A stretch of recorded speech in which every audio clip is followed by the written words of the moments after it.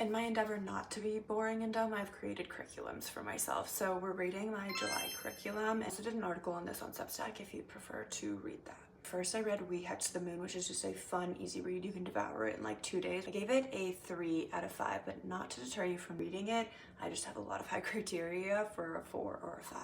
Technically a fantasy plotline with magic and curses, but really I feel like it's like underlying themes of identity, friendship, finding yourself as your friends continue to evolve, grief. It touches on a lot of heavy subjects, but I found that it was very conversational in a way that was extremely funny. Like the banter that me and my friends would literally have, I felt like I was like reading on text. Next, I was supposed to start Almost Life. However, I had just finished Sunburn and I felt like they were similar plot lines, coming of age, love story. So instead I swapped it out for A Visit from the Goon Squad. This was a 5 out of 5 for me and I highly recommend. It's a Pulitzer Prize winner, so that can tell you enough. Told through a series of interconnected stories, and each chapter follows a different character, and then somehow all of these characters seem to overlap.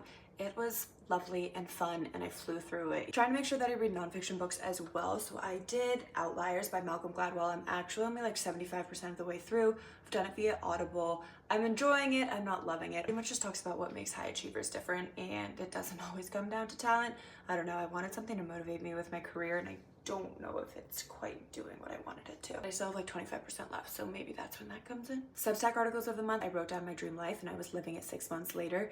If you are afraid of manifestation, I beg you, what is the worst it could do? Try it, especially looking into the neuroscience of manifestation. This talks about implementing 5 rules into your life so that you are not addicted to the internet. Discipline comes from having no choice. My current life theme is actually doing the things that I say I will, and I find reading about it helps me do that. Also, I recently downloaded the app Matter, and it's slowly becoming one of my favorite apps for finding really cool articles, poems, stories, whatever it may be. So these are some of my favorites from Matter. My elective of the month, aka Learn Something with Zero Productivity, is trying to get back into chess with my boyfriend. This is the board we have, yet I need to be more consistent. Movies I said we were gonna watch was The Invite, highly recommend, favorite movie of the year.